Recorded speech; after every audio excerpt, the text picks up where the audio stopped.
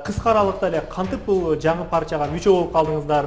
Же депутаттын партиясы деп байлыгына, бийлигине ишенип, же бир кызматына ишенип токтолуп калдыбы? Ынтымак партиясынан сунуш түшүп калды. Анан мен негизи шайлоочу катары деле Ынтымак партиясын тандамакмын.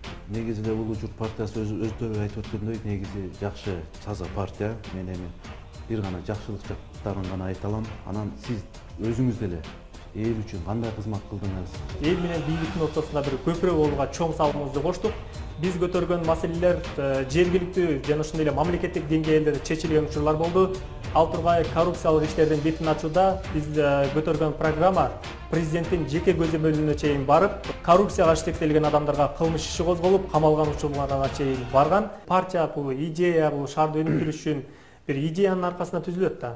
Төрагаңыздардын бул партияны алдым дегени, бул сатып алдым деген ойду гана түшүндүрүп калды да. Буга кандай комментарий берет элеңиз?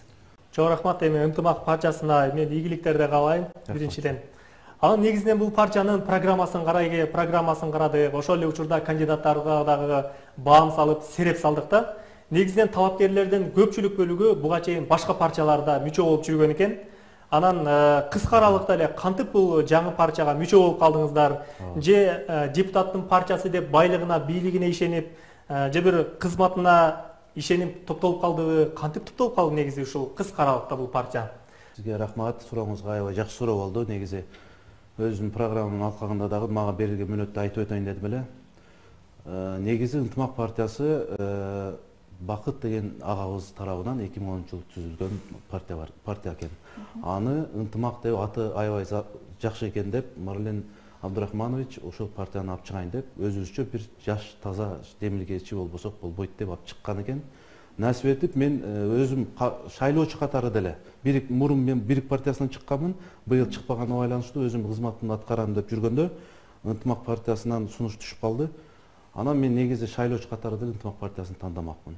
Негизи эле Улуу Журт партиясы өздөрү айтып өткөндөй, негизи жакшы таза партия. Мен эми бир гана жакшылык жактарын гана айта алам. Рахмат. Ынтымак партиясынын төрагасы Марлен Маматалиев өзүнүн маалыматында мен маалыматты ракурс KG'ден окуп калдым. Мен бул партияны алдым деп жүрөт.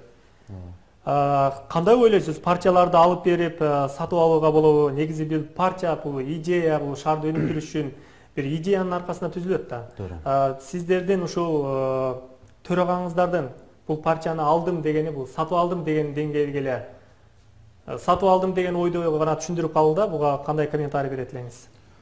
Буга мен түздөн түз айта алам. Ынтымак партиясынын негизи минуска каттаган Бакыт деген агабыз бар. Биздин аябай жакшы бүгүнкү күндө бизде болгон күчү менен жумшап келет. Ошол партия менен Марлен Абдурахманович бүгүнкү күндө сатып албай эле биргелешип ошол партиянын атын чыгарып, атына затына жараша болойлу деп бүгүнкү күндө бара жаткан учурубуз биздин.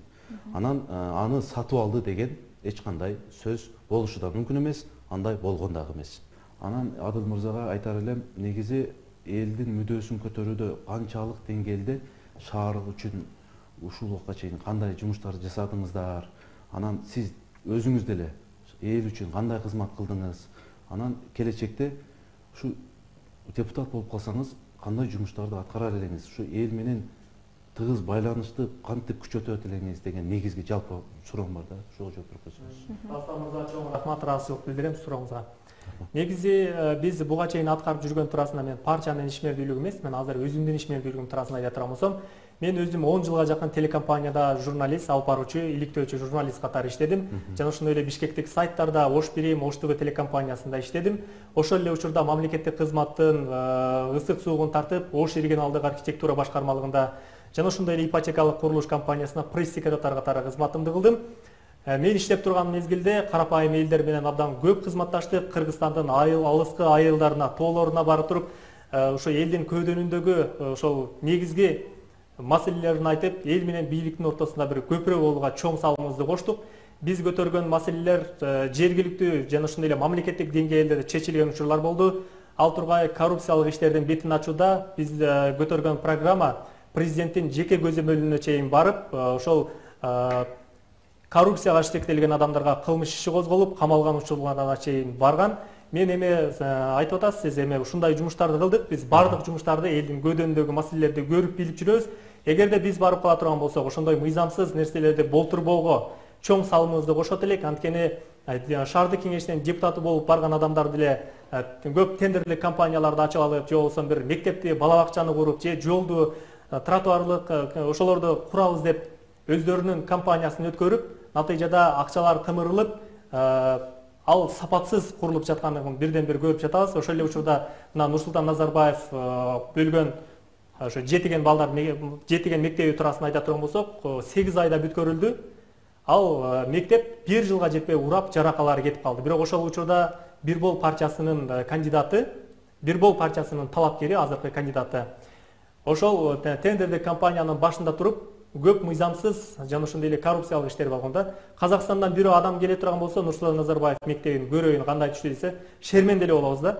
Биз мына ушундай нерселерди көз жазымда калтырат экенбиз. Анан ал депутат болуп барган адамдар өзүнүн кызыкчылыгы үчүн өзүнүн кызыкчылыгын биринчи орунга коюп, мамлекеттин кызыкчылыгын, элдин кызыкчылыгын экинчи орунга коет экен.